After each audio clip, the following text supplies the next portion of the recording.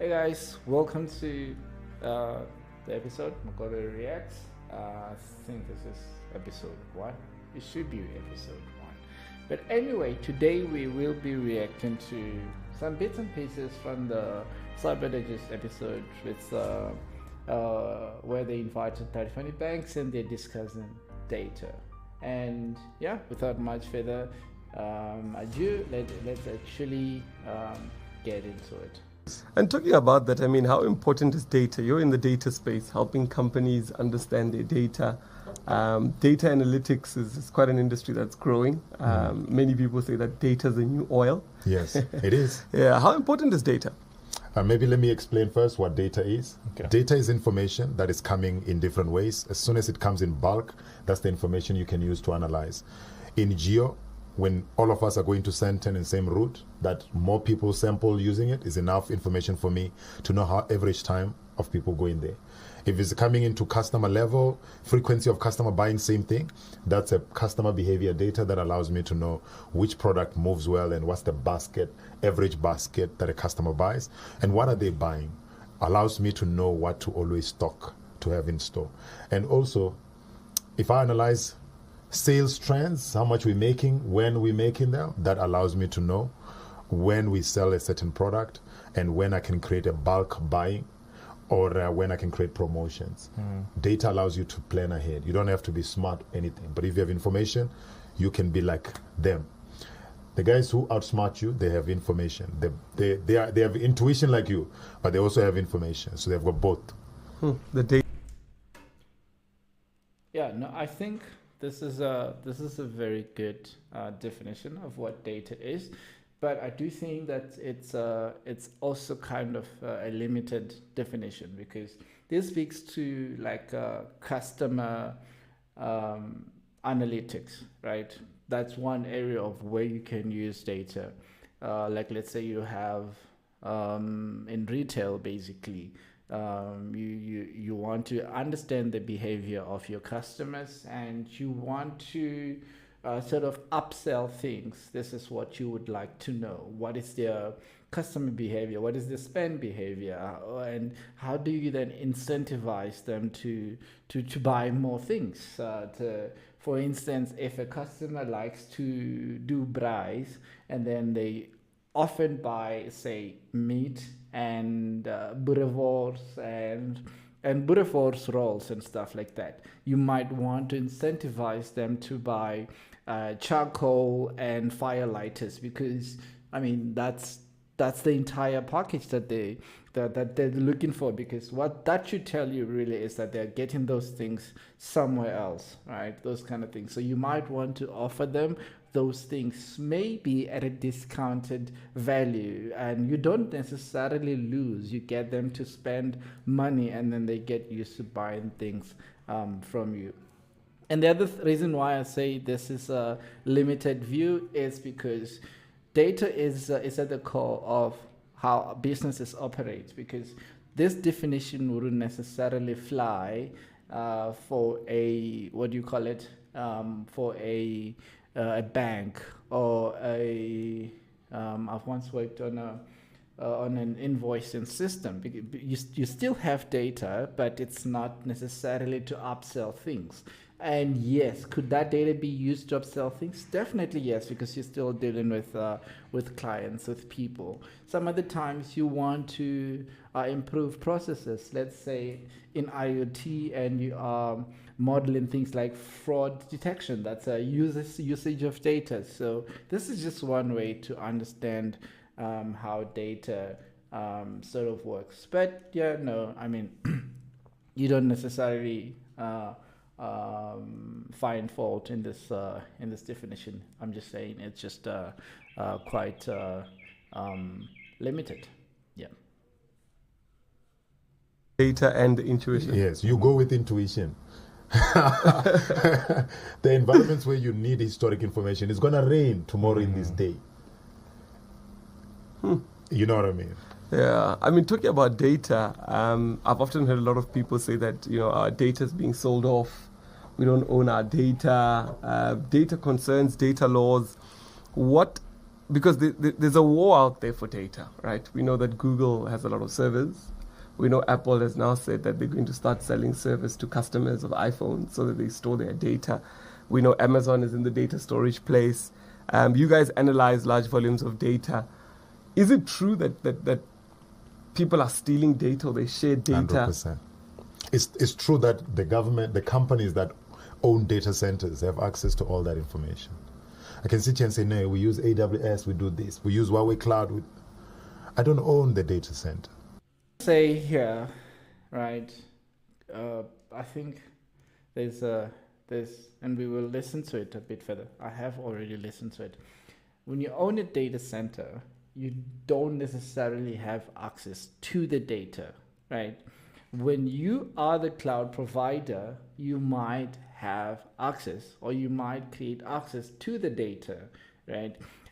Because what really happens is that a data center is a physical place with actual servers, but those servers, depending on who the cloud provider operating that data center is, you don't necessarily know where the data is, who this data is, belongs to, and with all this encryption, you don't necessarily have the access. But you know what? Let's actually listen a bit more and hear what this guy has to say.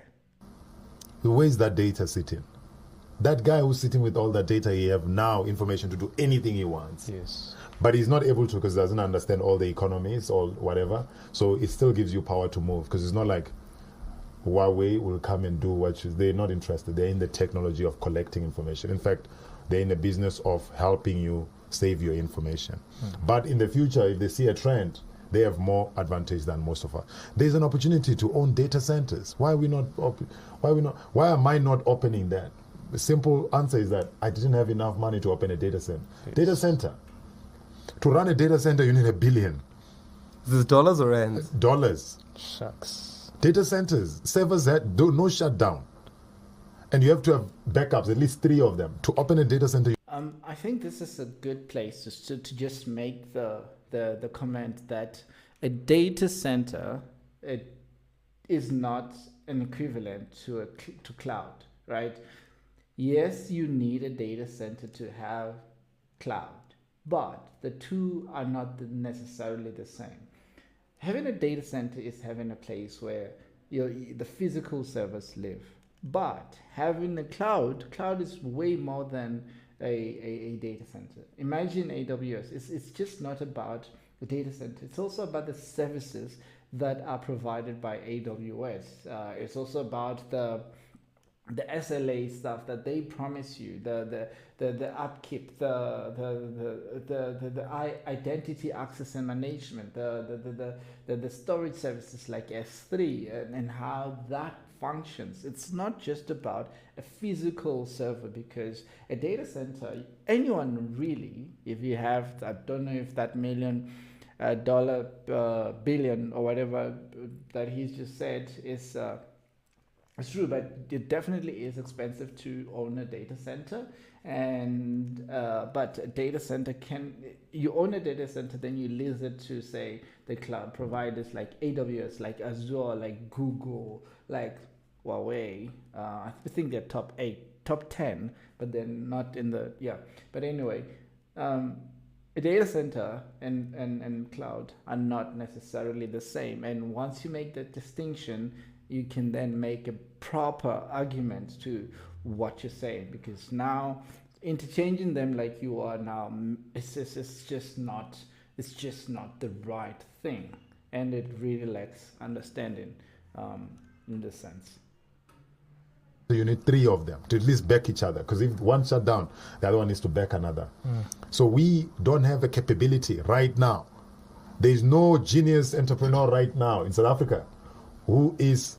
I think, when he speaks about backing it up, it's about creating if you're in AWS, I mean, all of them actually, it's about creating like a region, a as an example, AWS now has the African region or the South African region, if you want to call it that.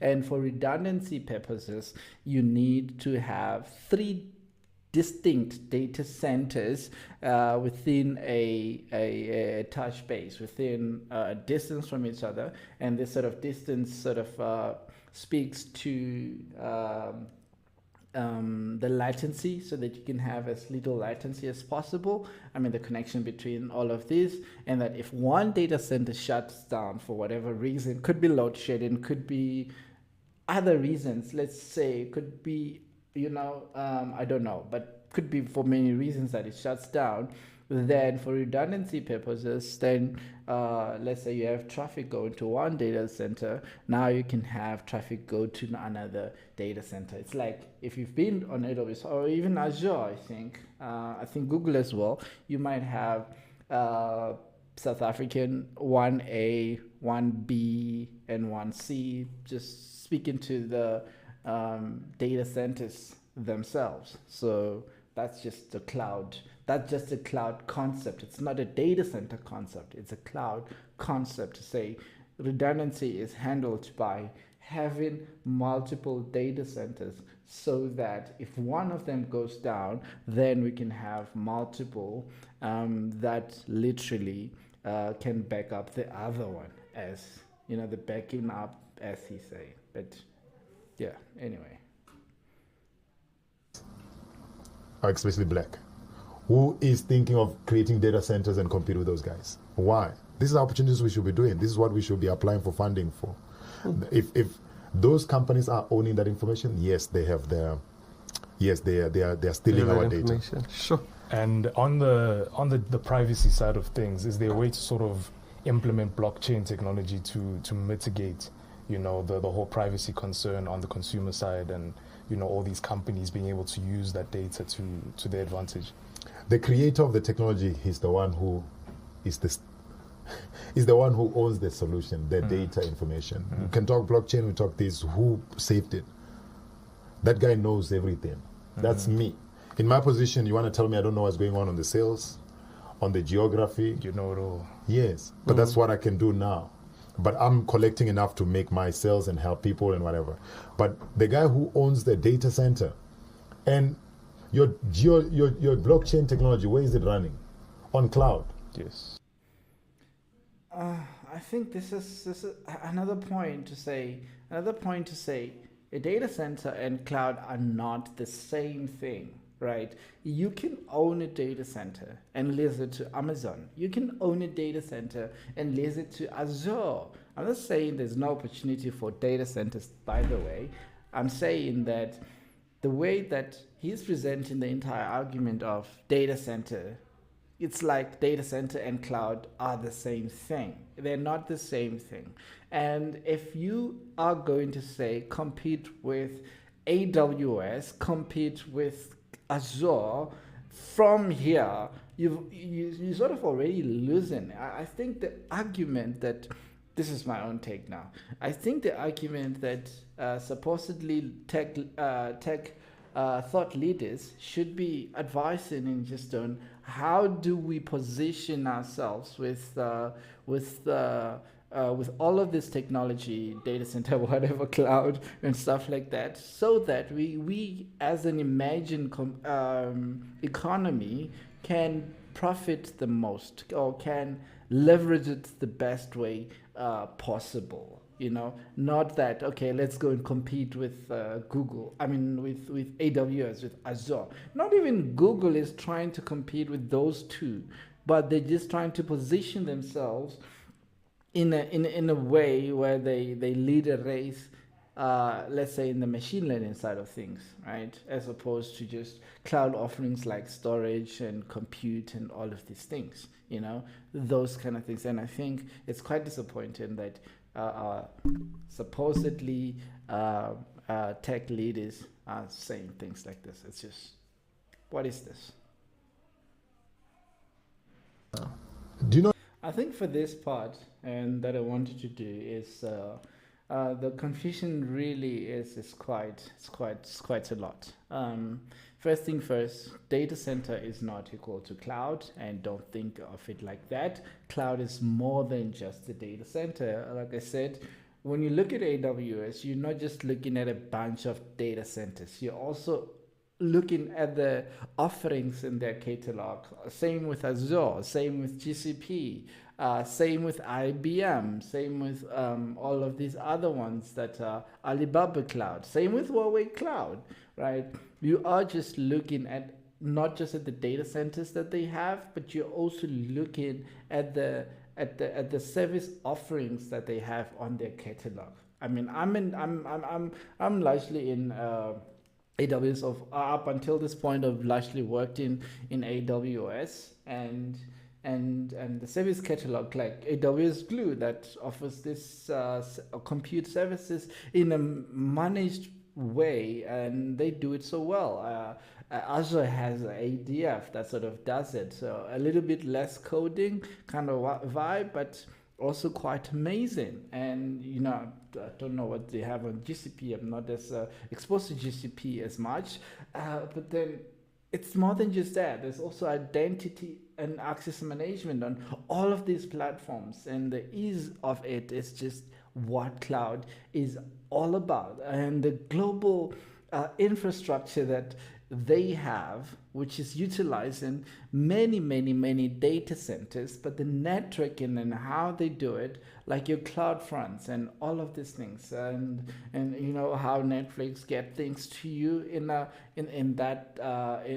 quick format, exactly that. And that's what we should be looking at in terms of us as an imagined economy, because we're not going to have the funds. Even if you say apply for funds, where are you getting the funds from?